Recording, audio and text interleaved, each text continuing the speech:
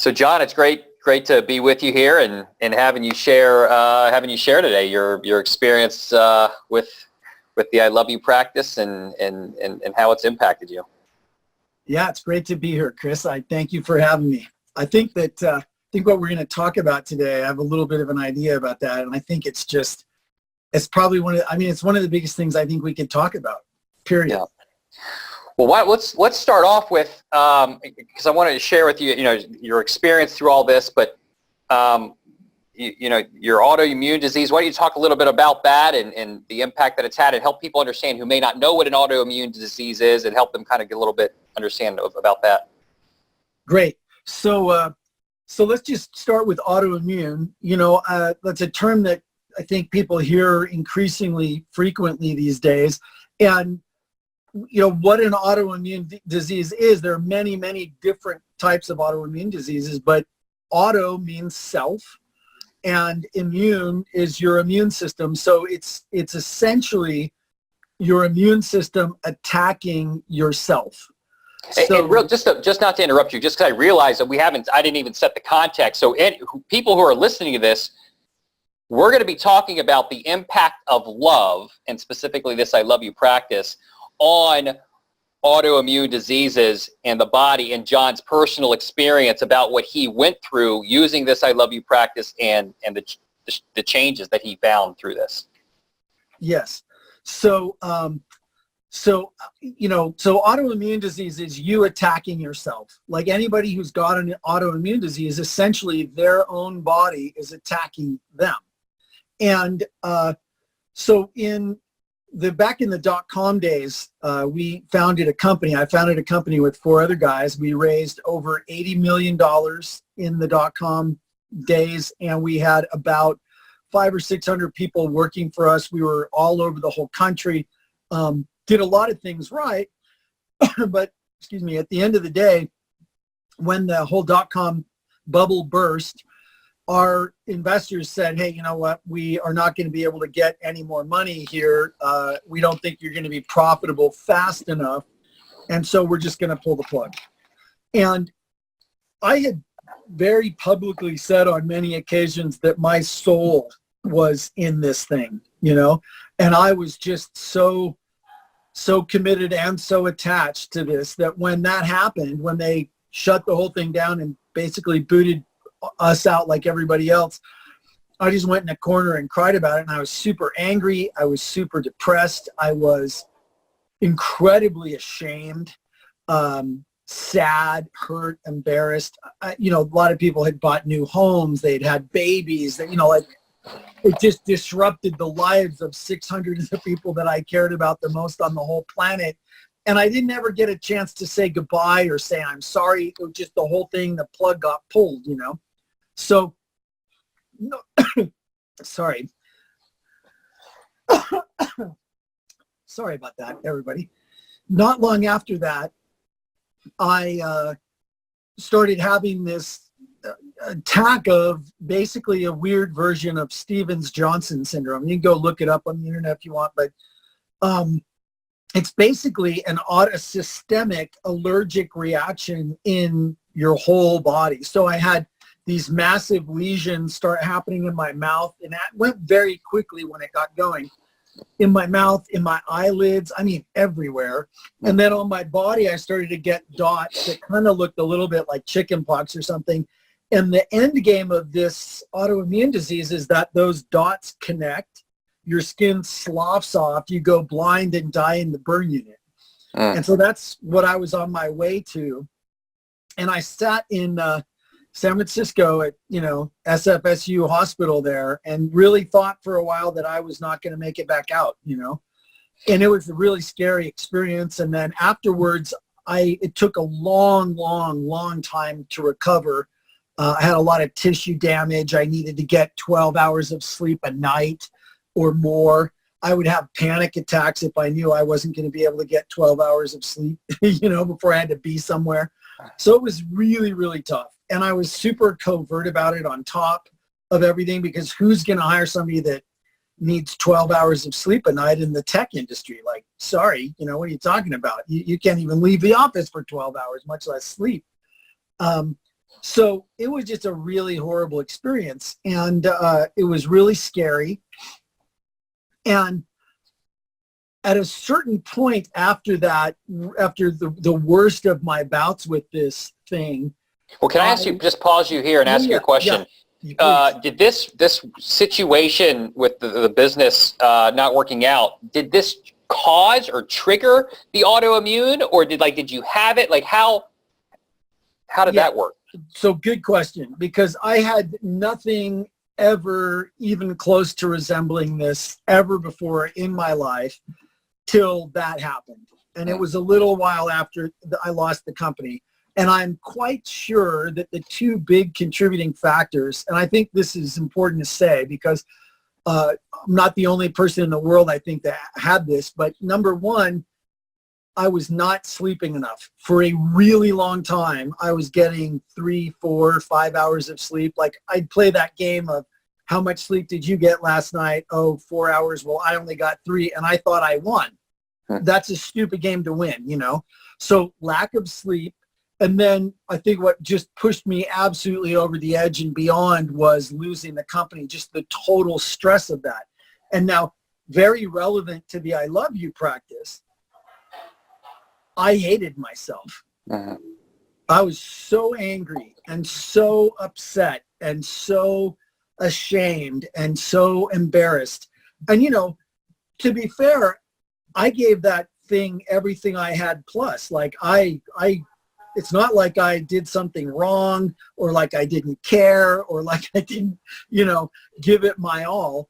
It just failed. But I made that all about me and me being a failure, and I hated myself, you know. So I think that anger and that shame and that frustration and embarrassment, I turned it all inwards on myself and beat myself up just mercilessly. And that, I think, is what triggered and fueled that autoimmune disease. I mean, it's really obvious when you say it that way, right? It took a while for that to dawn on me, but that was one of the ways out of this for me, was when it dawned on me that, wow, autoimmune, that's me attacking myself with my own immune system.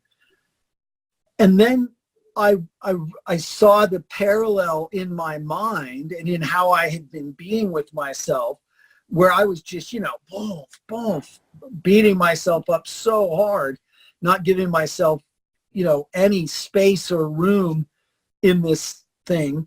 And that's when that was when it started to dawn on me that maybe how I was being with myself had something to do with what was going on with me. And so, you know, I got the I love you coaching in a little bit different manner at the very beginning, and I can share that with you if you want. Yeah, and just a comment before you go down there, it's just so interesting, you know, because I've heard of things, you know, the impact that we can have, the mind has, or our experiences have on sicknesses happening or diseases happening, but this is the relationship of what you're saying, of how you were being hard on yourself and hating yourself, you know, appears to be the direct cause of this autoimmune disease. I mean, it's point A to point B, you know, point A, point B, right there. Yeah. I don't think there's any question about that. And the doctors that treated me when they finally found out that I had just recently lost a company where we raised $80 million and I was the face of the company and one of the co-founders, they were like, oh, well, that's probably what it is, you know.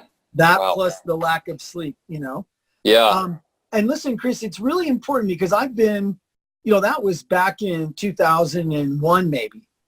And so since then, 17 years, I've been paying a lot of attention to autoimmune diseases.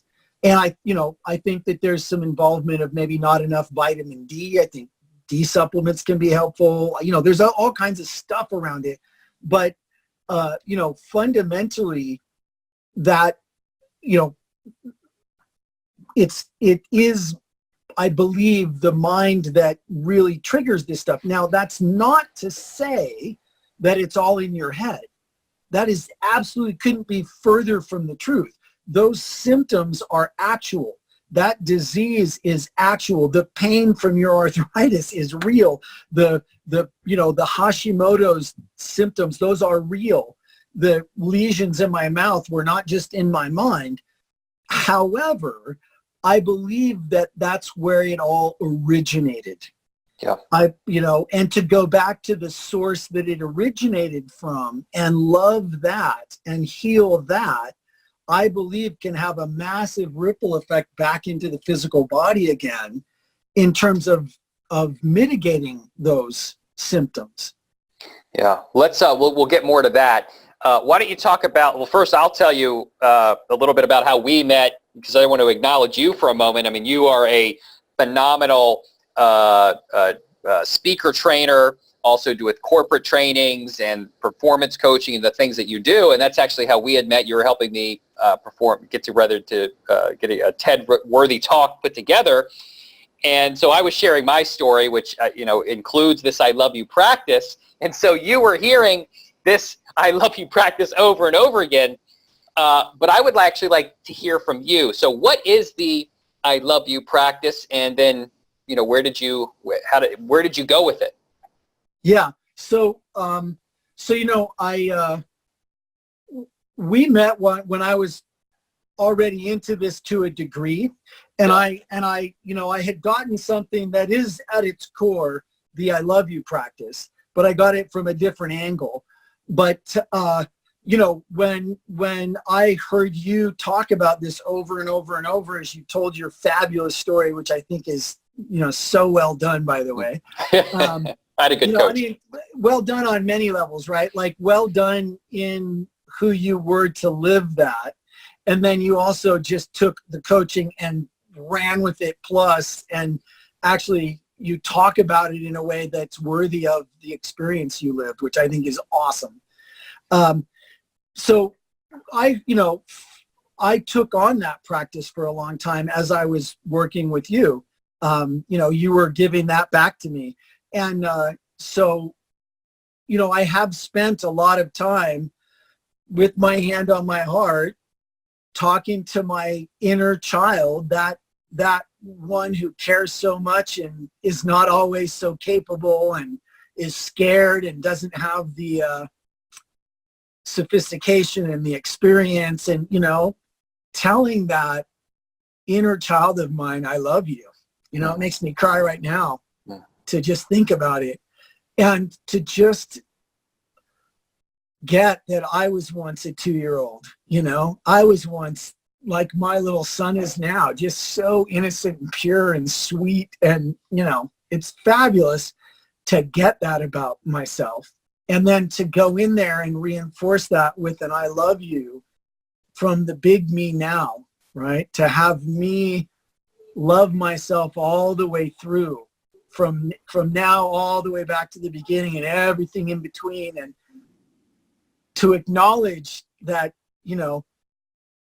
I've been doing my best this whole time, and I give stuff the best that I can, and there are places where I didn't do as well as I wanted to, and okay, let's learn from that, but I can still love myself. Doesn't mean I can't love myself, So, I'll tell you real quick the way into this that I initially got, because it was right around then when I had lost my company, and I was just, still recovering from this, trying to get out from under this autoimmune disease, because for a couple years, if I didn't get 10 or 12 hours of sleep, Chris, I would be back into it again. And I'd be right on the precipice, sliding down into we can't reverse this and you're going to die. And so, like I said, I'd have panic attacks if I didn't think I was going to get at least 10 hours of sleep, So how did I get out of that? Well, around the same time that it dawned on me that autoimmune meant me attacking myself, I got some really great coaching from someone that I was working with. And she said, John, when you go down that tunnel of beating yourself up and making yourself wrong and thinking you're not good enough and thinking things are never going to be okay again and you're never going to be successful at anything again, all that stuff that, she knew I was saying to myself, She said, when you go into that tunnel, John, there's no light at the end of that tunnel. There's just nothing worth going in there for. So I want you to promise me when you get into that tunnel, when you notice you're in that tunnel, the minute you notice, whether it's a day or a week or a month you've been in there, promise me you'll just back out. And I said, okay, I promise I will back out. And she said, here's what I want you to do instead. I want you to live in the listening of the people who love you, because who you are is not who you think you are. Who you are is who they think you are, because that's how you actually show up in the world. And I thought about the people that really love me, like when I walk in the room and they light up, like they're not faking that, but like I was listening to the monkey mind, right? I was listening to the negative chatter, and like, I might have even been tempted at times to think that those people were just shining me on. People don't do that. When they actually light up because you walked in the room, they mean that. And for a while, that was hard for me to let in, because I just had I was just being really hard on myself. And, but I started to let that in. And as I started to do that, I started to realize that, I want to be a safe space for people. It's important in what I do for a living, and it's even more important for me with the people I love, that I live with, that I care about, my wife, my son now. I want to be a safe space for those people. And it hit me like a ton of bricks in that moment as I was starting to take all this on, that if I couldn't give a safe space to myself, if I couldn't be that for myself, there was just no way I was ever going to actually be able to give that to other people. Even though I thought, oh, well, I would never beat someone else up like I beat myself up. Like I'd never do that to someone else. Well, yeah, as long as I'm doing it to myself, no one can fully trust me. So on those days when it was hard for me to let it in, that's what would get me through. So it sounds like this. Go ahead. I'm just going to say, and that to me is the fundamental, that is fundamentally the same thing. That is the I love you practice. It's just a slightly different perspective. And I spent 20 minutes a day meditating for several years.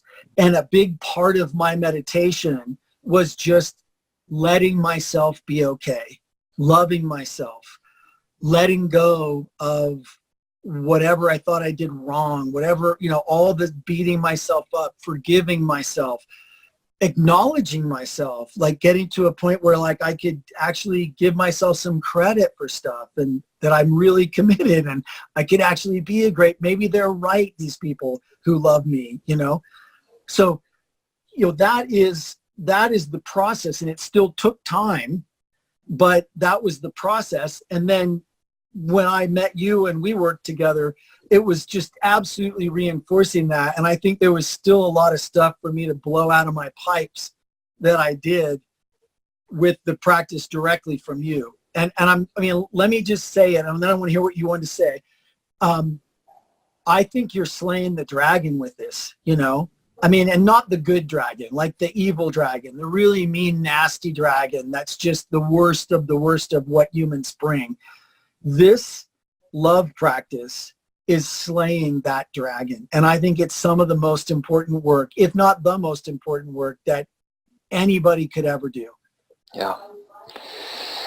Yeah, it really is. And it really is powerful, the I love you practice. And just to clarify what it actually is, because I really liked hearing when you're talking about the inner child and do it. And it's really just, all the I love you practice is, it's just saying the words I love you to your own inner child. And so just like, I love you. I love you. And so as you took that on, as you were hearing my story and started beginning doing that, you had share with us kind of how things were physically. You had mentioned there were some pretty major physical changes that this I love you practice impacted. Talk a little bit about that. So, fundamentally, if I didn't get enough sleep, I would start to get lesions in my mouth And if that persisted for any amount of time, it goes fast when it goes. So there's a cliff that I'm not exactly sure where it is, where I can be having some symptoms, but then I get to a certain point and it's just downhill really, really, really fast. So I had to sleep,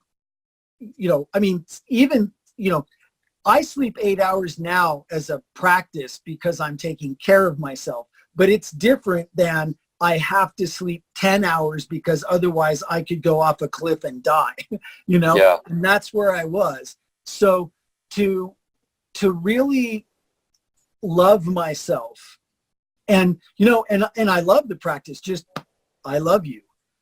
And for me mentally to do that practice was in many ways wading through all the stuff that was in the way of meaning that to myself. Yeah. And just letting that stuff go, picking it up and letting it go, picking it up and letting it go. If it's in the way of I love you authentically landing from me to me, I waded through it and I let it go, and to clear that stuff out made a physical difference for me.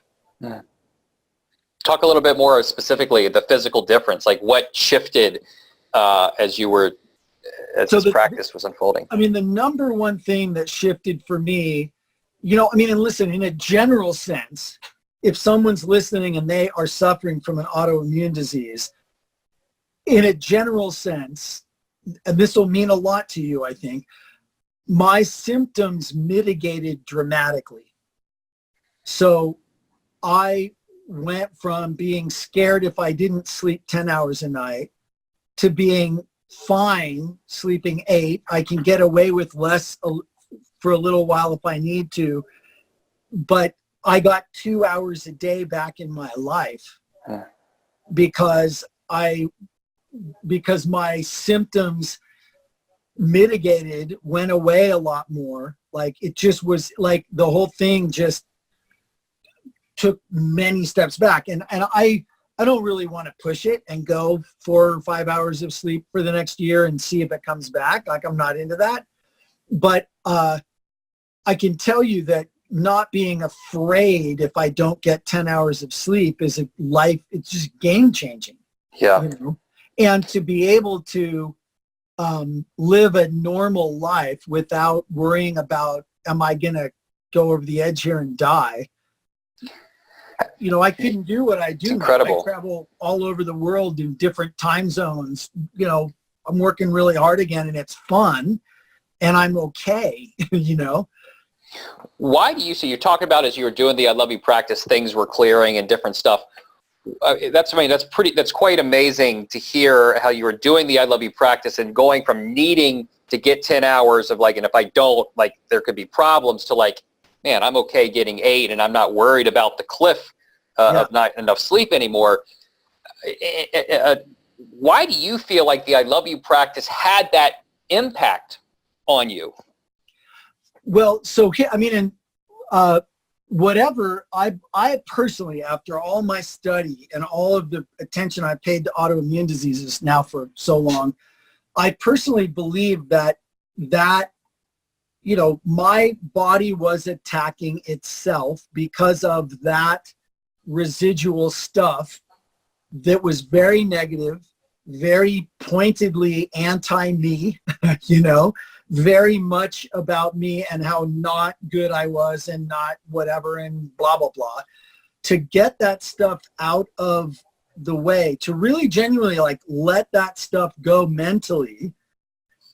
I mean, you can even make a physical argument for it. Something physically changed in my brain as I meditated and let those things go. Different neural paths formed. Other neural paths were undone. And the end result as it reverberated out into my body is that my symptoms dramatically decreased. And so I think that whatever autoimmune disease someone might be suffering from, that's the process. In my opinion, that's one of the most significant things they could do is do the I Love You process. And as they do that, whether it's consciously or unconsciously, I believe that a natural part of that is going to be letting go of all that stuff that is not I love you, or that's actually the opposite of I love you. And I think that's the stuff that's causing the autoimmune disease. Yeah. It's phenomenal. I mean, I think what we're talking about here, like, really is groundbreaking, life-changing, massively impactful, specifically for, I mean, obviously I think there's an application so many outside of this, but specifically for people who have autoimmune diseases, and how yours got created, and that self-hatred and the attacking of self, and how that brought forward the body actually attacking itself, and how that can be unwound through actually cultivating a practice of self-love through saying the words "I love you." You know, I think it's amazing, and I really appreciate you sharing this. Well, you're welcome. And you know, one of the things about autoimmune diseases is they're so hard to cure, and they're so hard. It's really difficult. Most of them, I think, we're not really even sure of where they come from, right? So, you know, if somebody's got an autoimmune disease and they're taking some serious medication and it's life-threatening stuff, keep taking your medication. That's fine. But put this practice in. Try it. See what happens if you can, you know, take on letting go of that self-hatred and that self-putting down and that beating yourself up stuff, and replace that with actually nurturing and loving yourself. Yeah. You know, and I think one of the things from the people that because I've met and talked to a lot of people about this, you know, it's on the fringes of my actual focus, but it still comes in a lot in my coaching, because this is just how people are with themselves so often. And, you know, that turning that negative self-talk and that constant barrage of negativity about yourself into something positive and loving, like, I would almost defy someone to tell me how that couldn't help. You know, like, you even make a good argument that it couldn't help, right? Because I certainly can make a great argument that it did help me. It made a huge difference for me. And, you know, they're seeing a lot more in meditation now that people with the meditation practice, their bodies are putting out very different hormones and very different secretions and all kinds of changes in the blood and things like that from meditation versus not meditating. And they're all positive, by the way. So I think bringing I love you to that, I mean, even better, you know. Yep. And let me just comment on that, because I recently did an article about the impact of the I love you practice on meditating. And for those of you who are interested in that, you can get it on my blog. It's the lovequotient.org. Basically what happened, a lot of times people have trouble meditating because their mind's going so fast, or they have trouble sitting, or there's distractions. And actually the I love you practice, as you're infusing your body with love. And as you're infusing your body with love, you actually begin to feel safer in your own body. Many people don't even feel, you know, there's a level of not feeling safe in their own body. And as you begin to feel safer in your own body, you feel more relaxed and calm, which enables you to actually have more effective and actually just be able to meditate alone. So if any of you are listening to this and have meditation as part of a practice to help you manage your autoimmune disease, this I love you practice will also help you to have more effective meditations. Yeah, I think that's true. I mean, I think you could even think of I love you as your mantra. You know, I love you. Just repeat it over and over. I think it combines extremely well with a meditation practice. Yeah. Well, it's awesome. Well, John, I think I would love to get people who are watching this video and have an autoimmune disease, and then who go and apply this practice. And again, it's just as simple as saying the words I love you to your own inner child. I would say if anybody who's watching this and goes and tries it, please leave a comment below. Let us know how this impacted you, or leave a video comment, because I really feel like what we're talking about here can really make a massive impact for people that have autoimmune diseases. Yeah, I heartily agree, and I would love to hear from people about it. I think it's a message that, you know, like the more people try it, the more people it'll work for, the more people will be able to share it with someone else, and could have a really wonderful snowball effect. Yeah. Well, John, well, thank you. Thank you for your time. Thank you for sharing your story. Any final thoughts that you'd like to share with us? You know, one of the things that's been coming up in a lot of my work lately, Chris, is, and it's driven by people like you. You've got a really dramatic, super inherently interesting story. Now, you ran with that and made it the best it could be. And what happens, I think, sometimes for people is that they'll see something like that and they'll go, oh, well, I don't have any stories that are worth telling, which is right in there with the whole, I'm not good enough, beating yourself up, I don't love myself, right? Like the thing of it is that I believe that people's stories are a huge part of this. And I would just encourage people by saying, look, I know because you are a human being and you've made it to the point where you could even tune in and watch this. I know that you have really great stories that would mean something to other people. The only thing that you need to think about when you're looking for, do I have any interesting stories, is what are some things that mattered to me? What authentically touched me or moved me, or what's a real thing that I went through that I learned something from? And that's the story. It doesn't have to be dramatic. It doesn't have to be as good as theirs. It just has to be truly and honestly yours and meaningful. And that might be one place to start giving yourself some grace, to start saying, I love you, is to just say, okay, well, what if I stopped wondering if I had some great stories to tell, and I started thinking about what are some of the great stories I could tell, and then go tell them and see what happens. Yeah. Awesome. Well, John, thank you for your time. Thank you for having the courage to love you, and then the willingness to take some of your time and share this story with others. And I know that this video is going to have a massive impact. So thank you for that. You're super welcome, Chris. I just appreciate the opportunity too. And it's always a pleasure to see you. Thanks. Awesome. See, the guys next door are blowing. Sorry about that.